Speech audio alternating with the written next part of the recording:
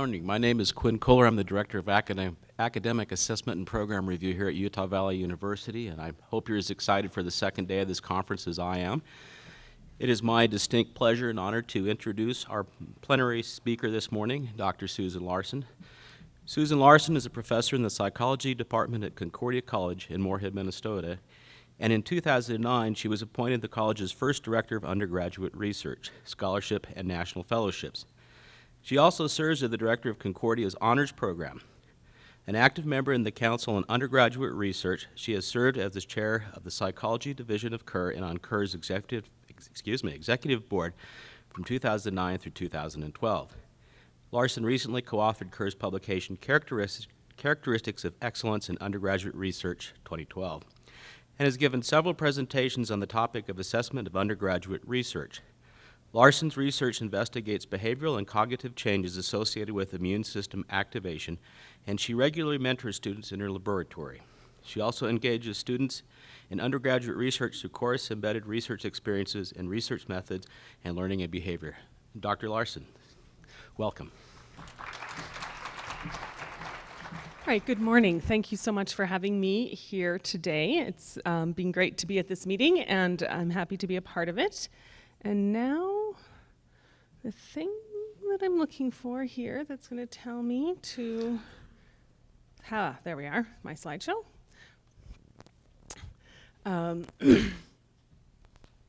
Okay, so today I'm going to talk a little bit about assessment of undergraduate research and how we can use assessment of undergraduate research to improve student programming and student outcomes. And I know there's probably in this room a variety of levels of both experience with assessing the aspects of curricular programming, but also extracurricular programming as undergraduate research often is, and maybe different levels of enthusiasm about assessment. So I'm going to try to talk a little bit about some of the assessment work that has been done around undergraduate research, some of why we all need to be doing some assessment on these types of programs, and provide an example of some of what we do at my own institution and some ideas for what you could be adapting at your institutions.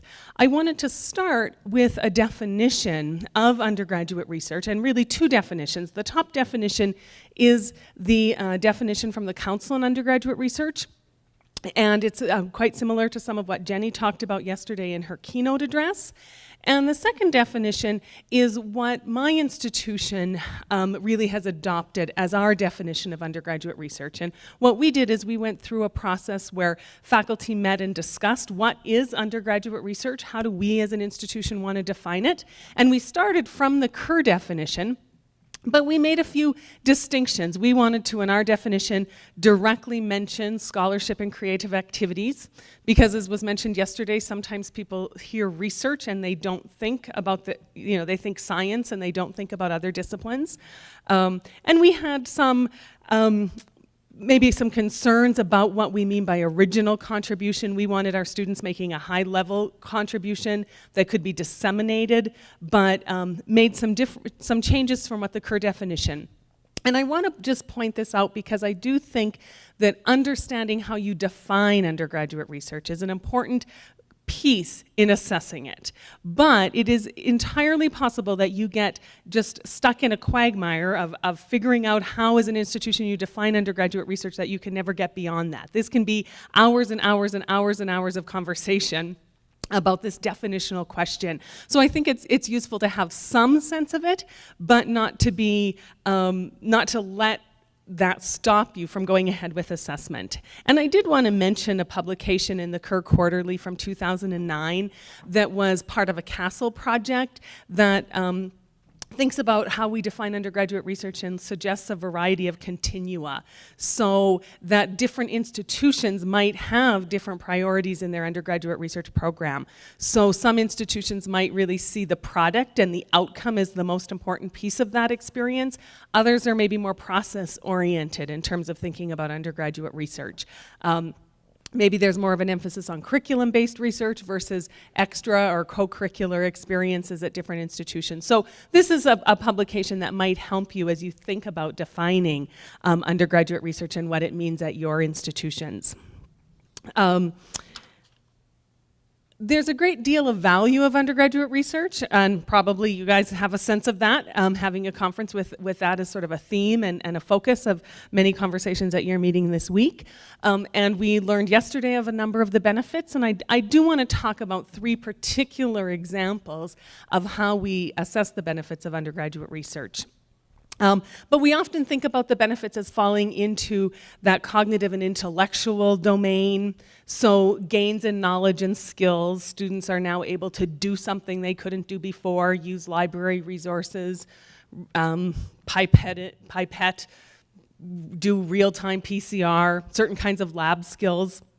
But then there's the broader academic and intellectual achievement like problem solving, creative and critical thinking, those types of outcomes that we learned about yesterday. And then those outcomes around professional growth and advancement. What do I want to do with my life? Am I likely to go to graduate school? Am I likely to be retained in this major? So there's evidence to suggest, for example, in the sciences, that students who do undergraduate research are more likely to be retained in the sciences. And then students report a number of advantages around personal growth and development. For example, both working independently and working collaboratively are often outcomes of undergraduate research. So I wanted to talk particularly about 3 different approaches to assessing undergraduate research that have, I think, been kind of seminal in the field in understanding the benefits of undergraduate research. Some of that work comes out of Grinnell College, so it's work done by David Lopato, and he works with the HHMI and has created a number of different surveys to evaluate the outcomes of undergraduate research. So these are indirect measures. Students are reporting what they have experienced, what they think they've experienced as a result of their undergraduate research opportunity.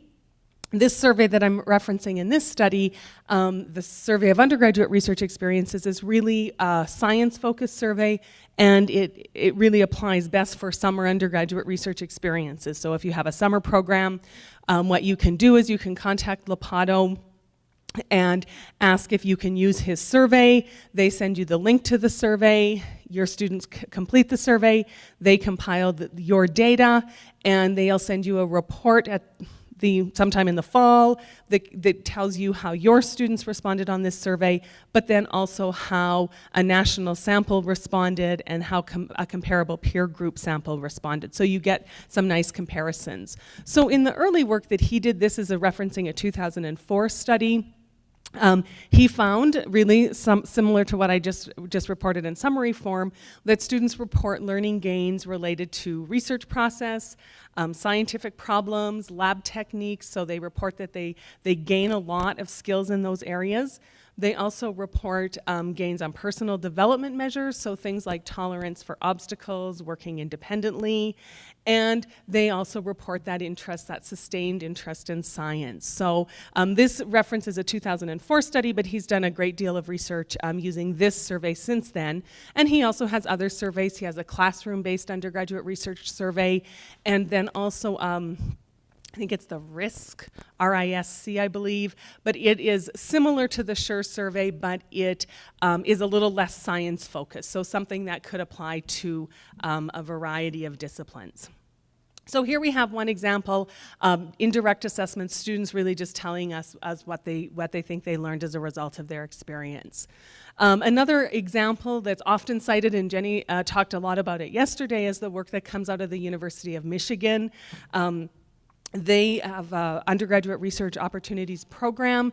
This is a program that is available to early year students, so students in their first or second year at the university can apply to participate in this program. And the University of Michigan has the great advantage when it comes to assessment of having many, many students. So they have thousands of people who apply for this opportunity and thousands of people who don't get it. So they're able to have a pretty good comparison group.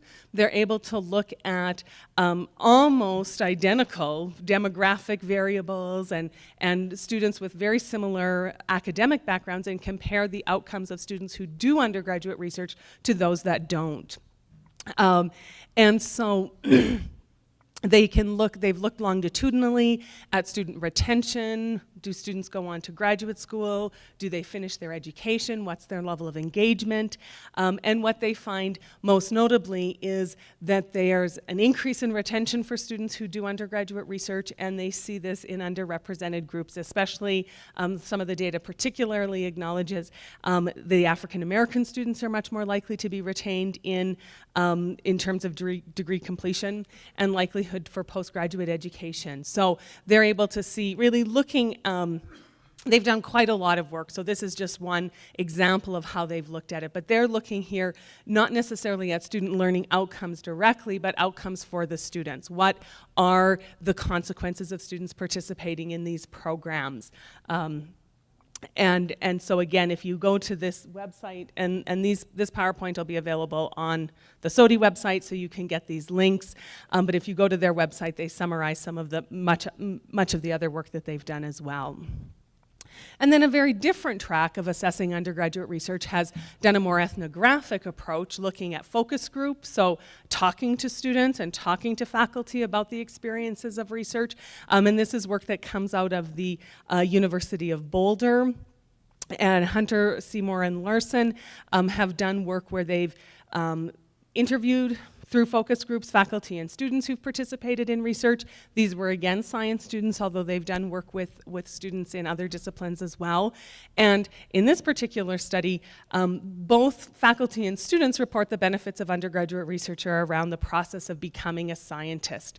But students and faculty report slightly different foci in terms of what that emphasis is. Students are more focused on those personal and intellectual development goals, maybe not surprising, whereas faculty attend a little bit more to that professional socialization that undergraduate research provides. So what I think you see here is a variety of different ways that people have assessed undergraduate research and evidence that undergraduate research is valuable. So it leads maybe to the question, why should you bother assessing undergraduate research, right? If there's all this published literature that says undergraduate research is great for students, good. Why don't we just all do it and go home and not worry about assessment? Well, what we do know is that learning is very contextual, right? And that what students are learning in the 4 colleges that were assessed by the University of Boulder group may not be what students are learning here at UVU. What happens at the University of Michigan may be very different than what happens at Concordia College. And so because of that contextual nature of learning and learning environments, we do need to pay attention to assessment in our own environment. So you want to know, is your program meeting your objectives? So the objectives of the University of Michigan program might be very different than the objectives of your program. So we want to develop our program, and if your donors, administrators, or granting agencies or anything like the ones that I deal with, they want to know what's going on at your institution. That the president is happy to know undergraduate research is great for everyone. We're all happy to maybe cite the coup data as well that Jenny talked a lot about yesterday, but my president wants to know and my board wants to know what's going on at Concordia. So we often need to have our own assessments to convince people maybe to provide funding for our program. But maybe more, that's a little pragmatic.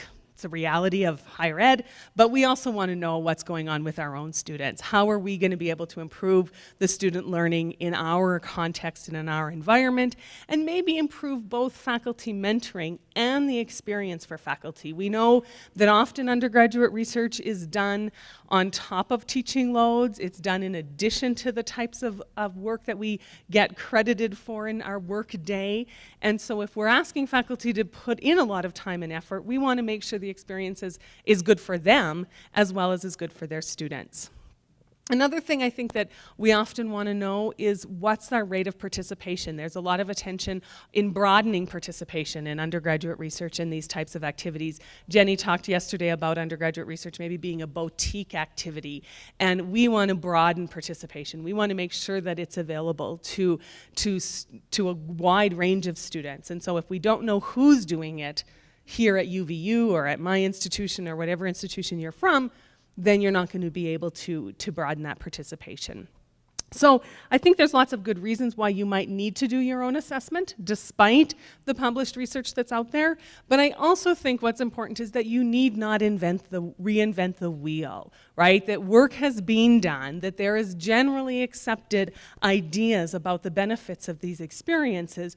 So what can you assess that's relevant for your context, that allows you to understand what's going on with your programming, but doesn't require you to make it your life's work. You know, David Lopato, that's his academic work, that's his research and scholarship, and so he can do a whole lot with that. Not everyone who's assessing undergraduate research can do that, or wants that to be their academic scholarship. So what can you do that provides information about what's happening to your student and at your institution that doesn't reinvent the wheel? So in terms of what maybe then you should be assessing, and I think, you know, one of the things that I'll say is I'm going to talk about some examples that are really sort of institution-wide assessment approaches, but I think that you can also par this down to your own department level or even maybe your own program level and implement some of these strategies in a smaller scale. So you may not be able to, you know, convince Quinn to do an institutional-wide assessment effort of undergraduate research. I'll point him out specifically since that's part of his role with assessment and institutional research, but maybe you can do that in your own department or your own lab team as well. So hopefully some of these ideas will apply even if you're not looking at institution-wide assessments. So what are the student outcomes? Certainly, you know, I put learning outcomes in learning in parentheses there. I don't mean to minimize that. We want to know what the student learning outcomes are, but we also want to know what are some of those other outcomes. How does undergraduate research benefit students in terms of that next step in their career? What jobs do they have? Do they stay at the university? Do they graduate? That kind of thing. So maybe you could think about those in sort of shorter and longer term types of outcomes. And so I'm going to talk about some strategies for developing assessment programs and some examples from my own institution. But then I think you might also want to ask, what's the overall effectiveness of your program? So yes, we want to know what are our students learning in this experience that they have, but is the program that you're developing generally an effective program? And so I want to end then by talking a little bit about the characteristics of excellence in undergraduate research. So the document that Kerr has published trying to outline what are characteristics that make excellent undergraduate research programs, and just highlight a couple of pretty simple, informal ways you can use that document to evaluate your own program's effectiveness. So when you begin assessment, you want to ask some questions, you know, and certainly the first one is, what is it that you want to know? And there's different classes of outcomes. These are going to align with what your program goals are, but maybe you are mostly interested in whether students who do undergraduate research go to graduate school. And Jenny again, had a nice example at Bridgewater State when they started their program. It was really about getting students into graduate school. Maybe now the objectives have changed, but what are the objectives that you're hoping that your program accomplishes? Maybe you're not so concerned about the graduate school thing. Maybe you want undergraduate research to produce self-confidence and self-efficacy among your learners. Maybe you want it to impact scholarly productivity. You see it as a way to make your faculty more scholarly and productive. So what are the objectives of your program? And that should drive the kinds of assessment questions you have. And then you're going to ask who is it you're going to assess, who's going to do it, and I think this is a challenge with assessing undergraduate research because often it's layered on top of departmental assessments. It would be great if departmental assessments could integrate assessment of undergraduate research into their departmental assessments, but sometimes it happens at a different layer, and so then the question becomes, who does that work?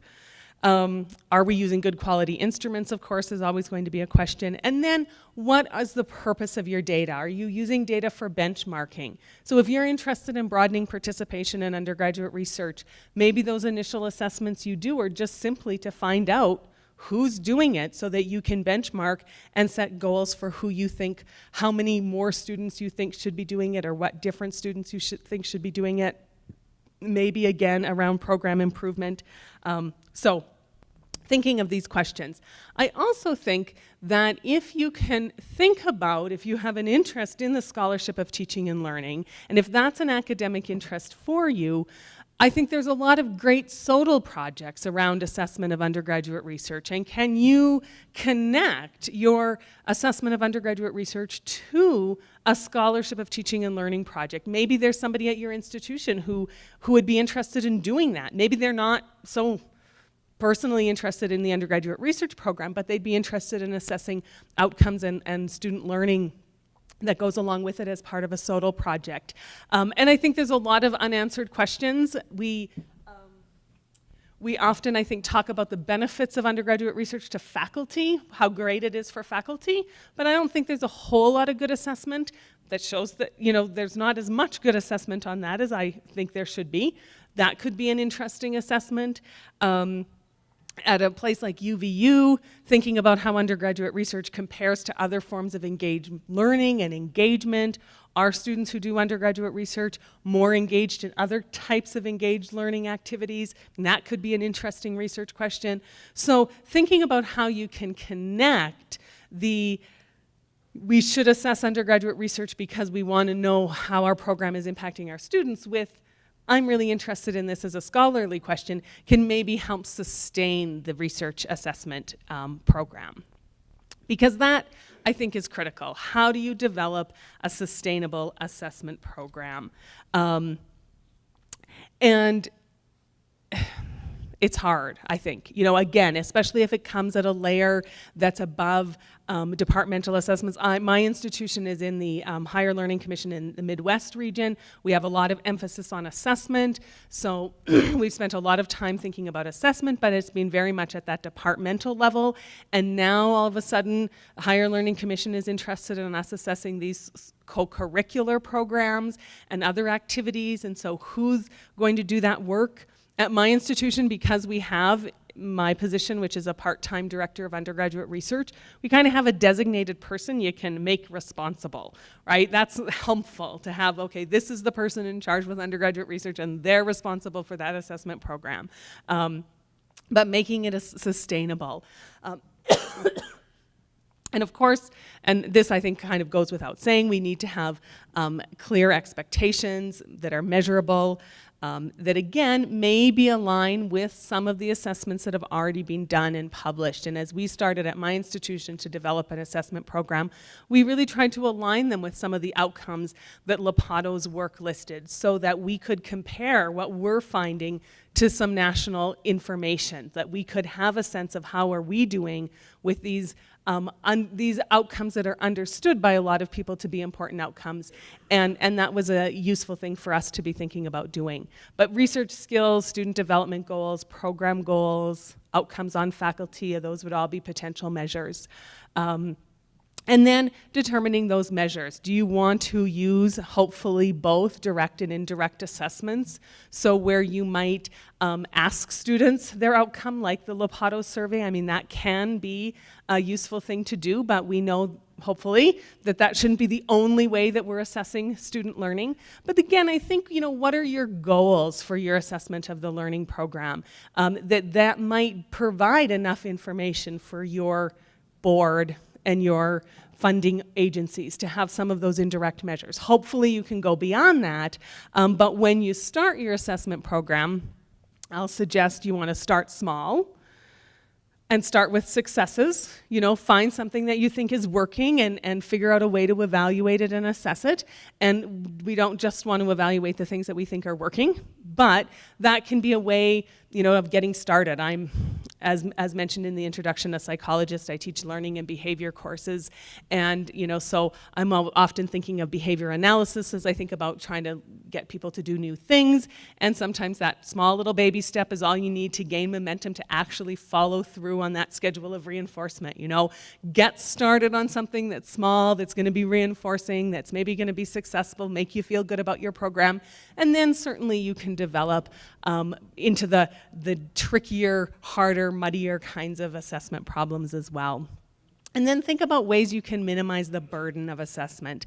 And that might mean that you take advantage of what's happening at department levels of assessment, at the Office of Institutional Research and Assessment, are there assessment instruments that are used on your campus already that answer those questions?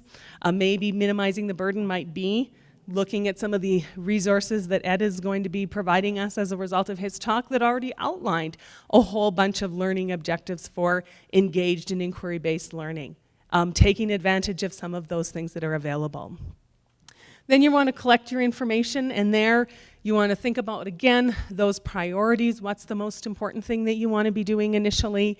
And not ever feeling like you have to assess everything all the time. You know, what's your priority? Can you do this periodically? Is that enough information for you to understand your program, to develop your program, to know that it's meeting the student needs, but doesn't require you to collect data from thousands and thousands of students every single semester or every single year. You may not need to do that to know what you need to know to improve your programming.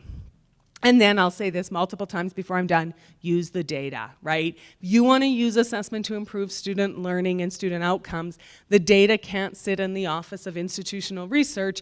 It needs to be disseminated. So I was pleased to see at the poster session yesterday examples of how UVU is planning to share NESI data at the departmental level. So departments can start to see, you know, what about these data might mean we should do something in our department or our programming. And so, again, using those for planning and evaluation.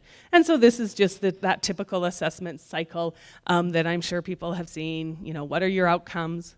Provide opportunities, right? You might have all sorts of outcomes, but if you don't provide the opportunities for students to achieve them, that's no good. What's your evidence?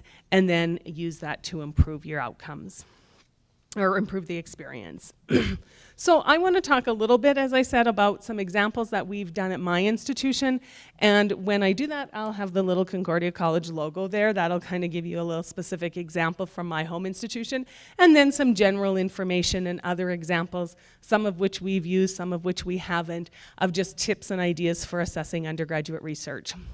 So my institution is a private liberal arts college, so we're quite small. We are only 2,700 students. So it's possible to think a little bit more about an institutional assessment of undergraduate research because of the size. At a larger institution, you may be looking at, again, more focused on department levels, or maybe the School of Business, or the Faculty of Science, or however it is that you're broke up at your institution. So an overall institutional assessment may not be appropriate for every institution, but that's the approach that we've tried to take. And we're interested in counting, and the reason mostly is because the Board of Regents is interested in it and the President's interested in it. I'm also moderately interested, don't get me wrong, but counting undergraduate research is not an easy task, and it's, in my opinion, not all that much fun to try to figure out who fits the definition, who's doing undergraduate research, but these are things that often administrators and boards of directors are interested in. I'm a little more interested in knowing what are students actually getting out of the experience. And also knowing, is my Office of Undergraduate Research providing the right kinds of experiences for our students? How are they, what do they think of the opportunities that they have access to? So when we try to count undergraduate research, I take advantage of the Office of Institutional Research, who asks the faculty to respond to a survey where they report on the number of students that they mentor in research projects, the number of projects they mentor, and we can collect individual students' names and project names, so we have that level of detail. How that project was funded, so where did the money come from for that project? In some disciplines, there is not funding that's available, but in other disciplines, there may be gifts or grants or departmental funds that support the research. And then, what are the outcomes? What happened to the project? Was it presented at a conference? Was a paper written based on it? And then, what we've done is try to distinguish classroom-based research from individually mentored research, knowing that sometimes that classroom-based research provides wonderful student learning outcomes, but maybe not conference presentations or papers, maybe not the kind of scholarly products that a more individually mentored research experience provides. And so we try to distinguish that so that we're able to count, for example, I think my own discipline, we do research methods classes, the students do a very intensive project. It's a wonderful, I think, learning opportunity for them. They work really hard on it. They learn how to write an empirical paper, they collect data, they do an IRB, they do all those steps, but sometimes the quality isn't going to, I'm not going to recommend them they present it at our local conference, you know? So it's a different kind of outcome, and so we've tried to distinguish that a little bit in our survey. Downside, of course, of this survey is that faculty have to respond. Usually they're motivated to because they want to be in the count, right? They want their department and themselves to look kind of good and to be counted in there, but that doesn't mean everybody does respond. So we have some other ways and just some examples, counting enrollment in directed research courses. If you have a course that students have to enroll in, you can just figure out who's enrolled in it. Maybe you're interested not so much in overall how many people are doing undergraduate research, but who's traveling, who's going to conferences, who's presenting at engagement week or on-campus symposia, and that's enough benchmarking for your purposes. You don't need to count everyone, maybe. You can look at course syllabi. This is maybe easier at that departmental level, but which courses in the department are engaging students in undergraduate research? Who's doing off-campus undergraduate research? And then I think a really great way to count undergraduate research is to make use of annual reports, if you can. If you have an annual reporting system where detailed reports of what faculty are doing have to be submitted to the chair and ultimately to the dean, that can be an easy way to get a count of undergraduate research. At my institution, we don't have that kind of, our annual reports don't do that kind of thing, or don't require it. I guess they could, but they don't require it. And so I'm often, wishing we could just sort of implement that. Everyone must, record this information. I don't know, I just want to pause and see if people in the audience have other ideas of how they've dealt with this counting of undergraduate research. People have an example or two, shout it out. Okay, well, those are a few ideas. I do think as you think about counting undergraduate research, you want to understand that it's a challenging task. And you might want to ask that question, do you need to count everyone? Maybe you don't for what your interest is in undergraduate research. You don't need to know who all is doing it. But if you do, ask yourself the question, can you count everyone even if you tried? It might be a little bit hard to figure out how to capture everyone. And then I think another question is counting enough, right? You can count people, but maybe what your real goal is to broaden participation. So if you want to broaden participation across disciplines, then a counting system across disciplines might work. If you want to broaden participation across racial and ethnic backgrounds, just counting people might not help you do that. So what other things might you need to know?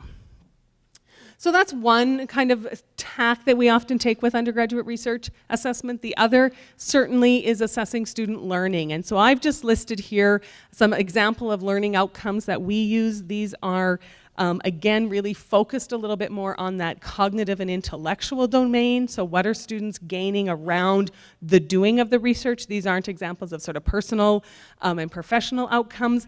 But as I mentioned, they align pretty well with some of the published assessment outcomes for undergraduate research. They seem to fit all right with our institution. We've tried to write them so they are not entirely science-centric, although our assessment data would suggest they're probably a little more science-centric than we would like them to be. So something that we'll need to work on. And we've tried, again, like I said, to have an institutional assessment, so hoping that this can be used broadly. What tends to happen, and I'm going to talk a little bit about some of our data with our summer program. So what tends to happen with our summer program is, well, what does happen, doesn't tend to, it kind of is, we're obligated to, by the way we pay students, is students and faculty mentors sign a learning agreement. So faculty mentors get these sort of broad outcomes or objectives that they might meet, and then they're asked to develop specific goals. So, demonstrating proficiency in the use of tools in the field, that's pretty broad. One of our faculty members, their goal is identifying bees, so their research is on bees, and students learn how to identify different types of bees. I mean, that's a very specific thing that then faculty work on with their own students, and they sign a learning agreement, and then my office, asks to what degree did you meet the goals in that learning agreement. So I don't get involved in what those goals are or arranging those with the students, but just a more general reflection on them. And so we evaluate these in a number of ways. I'm just going to talk about in our summer program because, again, for me, that was a priority. We have, pragmatically, we have a very good friend of the college who likes to support our summer research program, and so we wanted to have some good assessment data for her and hope that she will continue to support our summer research program financially. So that became a priority initially with assessing undergraduate research. We've also done some assessments for students who presented our celebration of student scholarship and our assessment day. But students get an indirect assessment, they get a survey, they're asked to report their confidence on these various learning objectives and their gains, and then they also respond to some open-ended questions. What did you learn in this experience? And then they evaluate, as I said, the degree to which they met the goals they had articulated with their mentor. The science students also complete Lapato's survey, so we have this national comparison, this national data we can compare ourselves to. Then to try to get a little bit at direct measures of learning, we ask faculty, what do you think students gained in the experience? To what degree did students meet the goals you had set for them? This is, I understand, not without some biases, right? Faculty are sometimes not going to say students didn't learn anything at all, because it does reflect on them. But at least it gets a little bit towards somebody evaluating the performance of the student. And then faculty and students rate their satisfaction with the summer program activities. So we have a couple of other things we do. Students write a sort of a long abstract about their summer experience, so we can look at that and evaluate how well they are describing their experience, their project, and what they've done. So again, to try to get at some of those direct measures. And then what we do is we report this data back. So last year, we had an assessment report that gets reported back to our students and the faculty, and this just outlines 3 examples. The one, formulating research questions, which our students tend to rate the lowest, and then the other one, some of the ones that they rate the highest. This is a 5-point scale.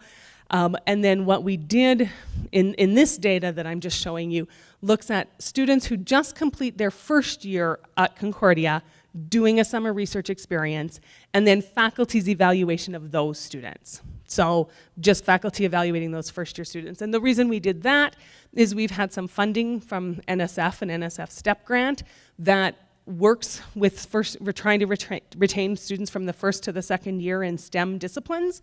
And so that, again, setting up priorities, starting small, that was our priority. That was our small step. We really wanted to focus on what's happening with those first year students.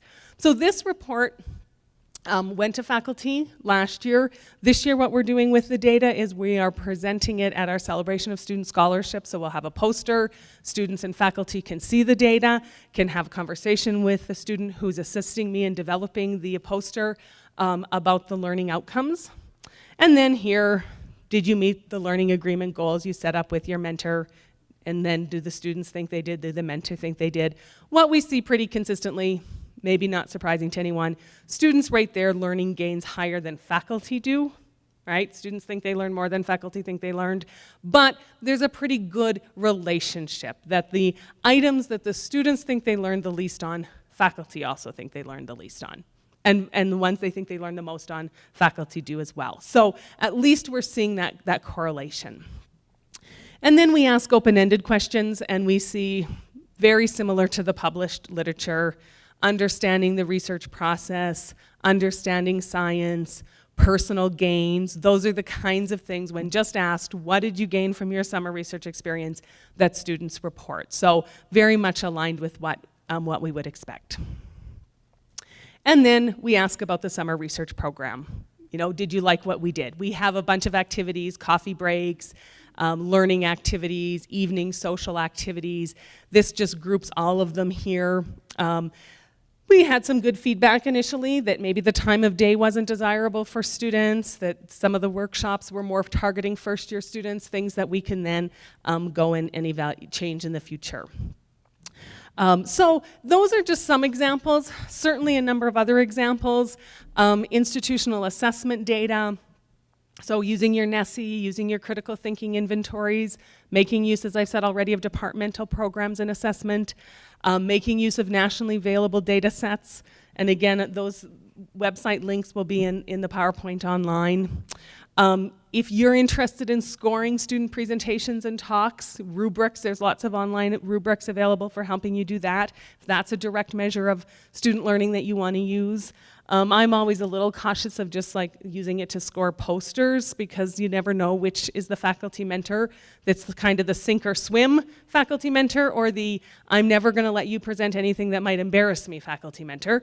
And you know, are you evaluating the student or the mentorship in that? But if a student is talking about their poster, you can get some pretty good sense of did they learn anything? And then, you know, what I've talked about so far is much more quantitative, but there's focus groups and other qualitative assessments. And then you don't necessarily just want to assess those student learning outcomes, so can you make use of alumni surveys? Many times career centers do a career center survey. At my institution, they do that 6 months out, so 6 months after students graduate, they try to figure out what they're doing.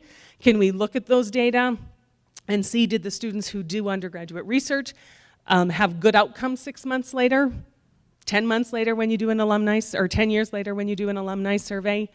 And then you might want to go to this website that the Council on Undergraduate Research has that outlines a variety of hundreds of papers that have dealt with assessment of undergraduate research, because they will all have many good ideas for you as well. So there's a lot available in that website, bibliography. And then thinking about closing the loop. What do you do with your data? Well, our data told us that students didn't report many gains in communicating their research. By the time they take their survey, they haven't done our poster session. We do an end of summer poster session, but actually at homecoming. So they haven't done that. They haven't gone through that process. So we've implemented a period where during coffee breaks, students give a 2 to 3 minute description of their research to the rest of the students in the room and answer questions. So to try to develop more communication opportunities.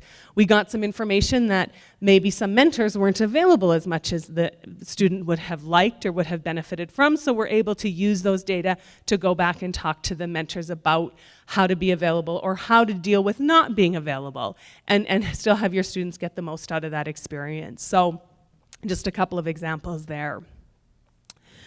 I would say that we want, though, to go beyond just evaluating student learning and ask yourself, is your undergraduate research program doing what you hope that it would do and giving you as a whole the experiences that you would want? And I think the Characteristics of Excellence document from Kerr can help you do that. It's a 21-page paper that describes 12 characteristics of excellence, and I'm going to run through them really, really fast, but I send you to the document. It's free online. So it's a 21-page document that also comes with reflections and reactions from, I think, about 21, maybe more, people who've used the document. So to think about how that document can be used. And it really is a summary of best practices that support and sustain undergraduate research environments. So it can be used at that department level, at an institution level, maybe even for your own program. How are you rating on those characteristics? And it can function as a guide for strategic planning, outline a self-study for undergraduate research, provide a framework for assessment and evaluation. And so I'm going to mention the 12 characteristics. I have a few handouts up front, but not very many if you want to have a look and flip through them. But again, these handouts are free and available on Kerr's website. So the 12 characteristics, Campus mission and culture. Do you have an institutional commitment to undergraduate research? For example, in each of these 12 characteristics, there's probably about 7 or 8 things listed. So I'm not going to list them all, but again, I encourage you to have a look at it. Administrative support. Do you have an undergraduate research office? Maybe you don't, but do you have somebody who oversees it? Do you have a grants office? Do you have the space and instrumentation you need to do research? Do faculty have research leave opportunities? Do you train research mentors, that sort of professional development piece? Is undergraduate research recognized and promoted, both in promotion and tenure guidelines, but maybe through your Office of Communication and Marketing? Is there funding available for undergraduate research? Do undergraduate researchers disseminate their findings? Do you have student conferences for them to participate in? Do you develop a community of scholars?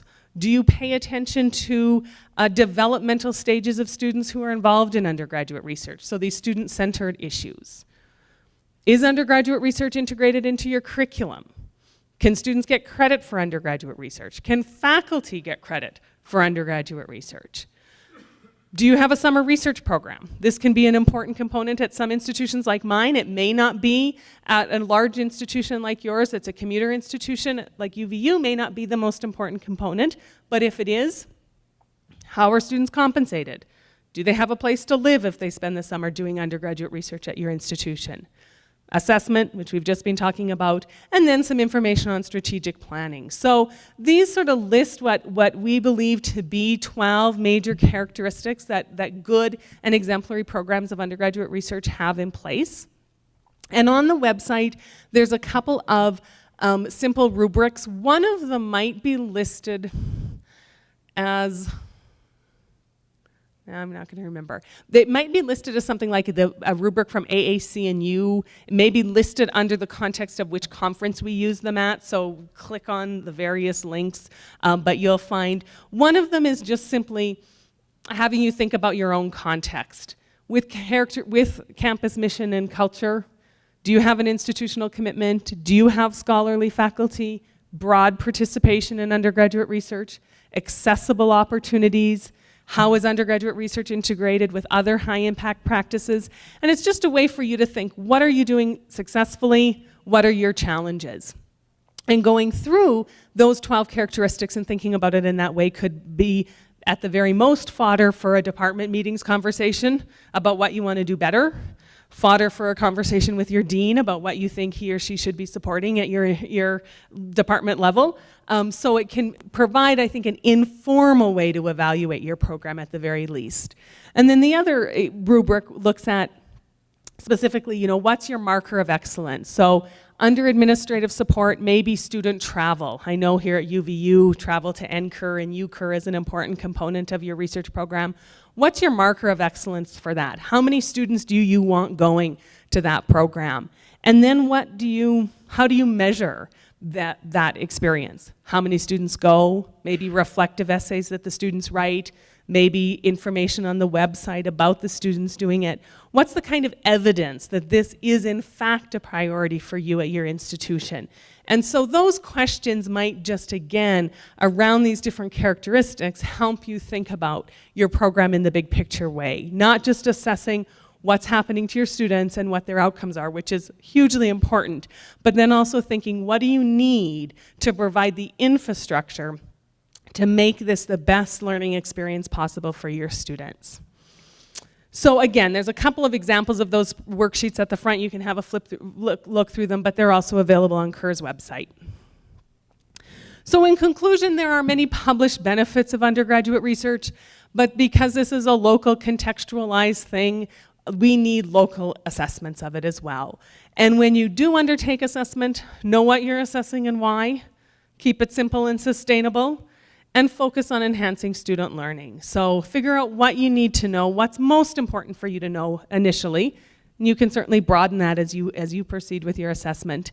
And then use assessment data, but also evaluation of your program as a whole to focus on improving your undergraduate research experience. So, thank you very much.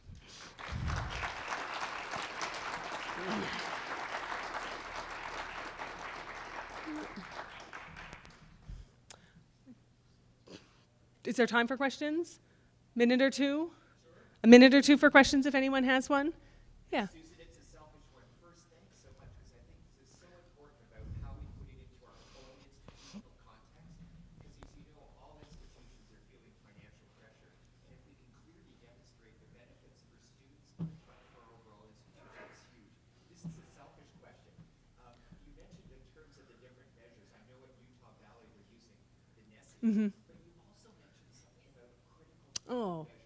Is there a resource? Because I think that's something I'm personally interested in. There are, there are a number of ones that I know a lot of institutions use, and I know I'm going to draw a blank. At my institutions, we've used two different ones, and we've changed them in the last couple of years. But so if anybody in the audience can think of off the top of their head, they're sort of nationally available critical thinking inventories. Anyone can help me out?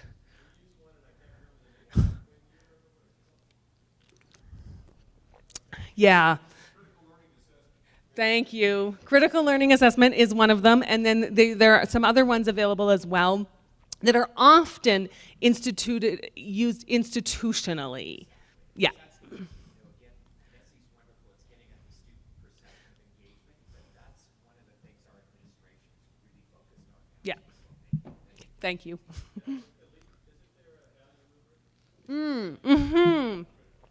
Anton, that is so wonderful that you brought that up, and a huge oversight that I didn't list that, but there are some value rubrics from the AAC&U, none of which directly address undergraduate research, but there's a number of them that might indirectly address some of what your institutional objectives around undergraduate research are, like critical thinking, information literacy, things like that.